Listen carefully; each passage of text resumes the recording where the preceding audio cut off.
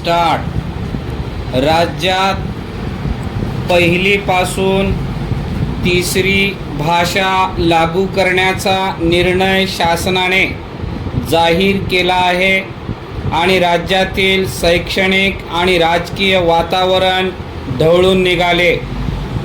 त्यावरून गेले 4 दिवस राज्यात गदारोळ सुरू आहे.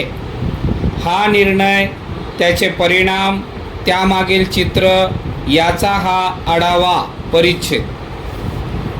हिंदी बंधनकारक करण्याच्या निर्णयाला विरोध झाल्यानंतर शासनाने मूळ निर्णयात छोटासा बदल करून शुद्धीपत्रक प्रसिद्ध केले. त्यानुसार तांत्रिकदृष्ट्या हिंदी भाषेचे पहिलीपासून शिक्षण बंधनकारक नाही. इतर कोणतीही तिसरी भाषा विद्यार्थी शिकू शकतील. मात्र हिंदीशिवाय दुसरी कोणतीही भाषा शिकण्यासाठी किमान 20 विद्यार्थी असणे बंधनकारक आहे. या अटीनुसार एकूण शाळांपैकी अत्यल्प शाळांना हिंदीशिवाय दुसरी भाषा शिकण्याचा पर्याय मिळू शकेल. मात्र राज्यातील जवळपास 18,000 शाळांची एकूण पटसंख्या ही 20 पेक्षा कमी आहे. त्या शाळेमध्ये हिंदीऐवजी दुसऱ्या भाषेचा पर्याय मिळणे शक्य नाही. किंबहुना अगदी 50 पर्यंत पटसंख्या असलेल्या शाळेमध्येही हिंदीच शिकावी लागणार आहे. त्यामुळे बंधनकारक नाही असे शासनाने जाहीर केले असले तरी अप्रत्यक्षरित्या हिंदी भाषा शिकावी आणि शिकवावी लागणार आहे. परिच्छेद. तृतीय भाषा बंधनकारक करण्यासाठी राष्ट्रीय शैक्षणिक धोरणाचा आधार घेण्यात आला आहे. पहिलीपासून त्रिभाषा सूत्र धोरणात सुचवण्यात आले आहे.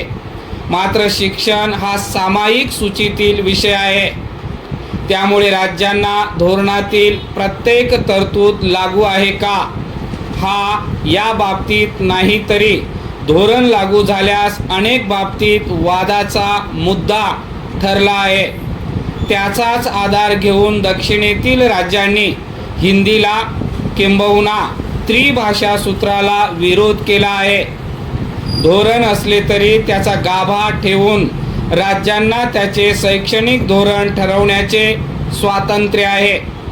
राष्ट्रीय धोरण तसे लागू करण्याची राज्यांवर शक्ती असू शकत नाही, अशी भूमिका तामिळनाडू, बंगाल आणि ईशान्य भारतातील काही राज्यांनी घेतली आहे. परिच्छेद.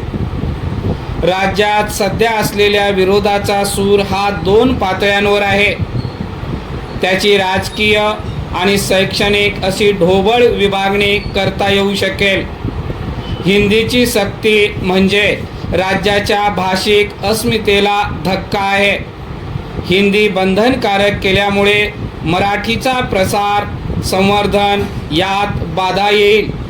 हिंदीचे बंधन हे उत्तरेकडील राज्यांचे वर्चस्व महाराष्ट्रावर लादण्याचा प्रकार आहे, अशी एक भूमिका आहे.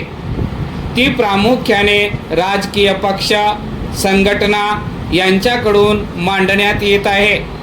त्याचवेळी शिक्षण क्षेत्रातील अभ्यासकांची भूमिका ही हिंदीच नाही तर कोणतीही तिसरी भाषा पहिलीपासून शिकविण्यास विरोध करणारी, म्हणजे पहिलीपासून त्रिभाषा सूत्र लागू करण्यास विरोध करणारी आहे. पहिलीच्या वयातील मुलांचा आधी त्यांच्या परिसर भाषेचा पाया पक्का होणे आवश्यक आहे. आणखी एक विषय, अभ्यासनाचे बंधन हे विद्यार्थ्यांच्या अध्ययन व प्रक्रियेच्या क्षमतांचा विचार करता अयोग्य आहे, असे मत शिक्षण क्षेत्रातून व्यक्त करण्यात येत आहे.